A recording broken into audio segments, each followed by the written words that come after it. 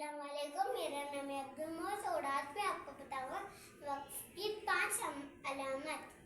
पहली है गोल से दायरा वाला निशान।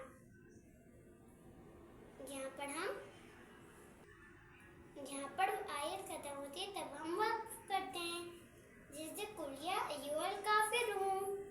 दूसरी अलामत है सक्ता, जिसमें हम रुकते तो हैं लेकिन सांस नहीं तोड़नी।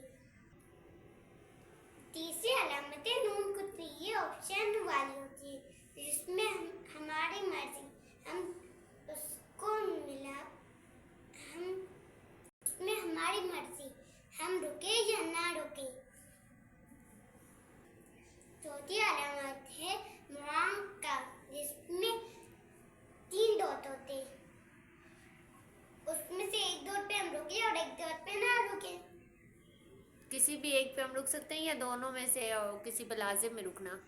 दोनों में से किसी पे भी रुक सकते हैं, लेकिन दोनों पे नहीं। पांचवी अलामत है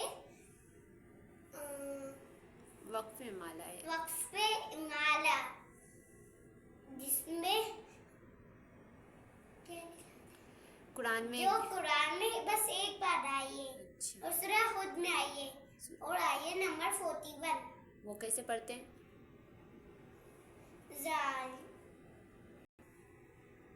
वहाँ पर मजरिया लिखा होती, लेकिन हमें उसको पढ़ना है मजरेहा।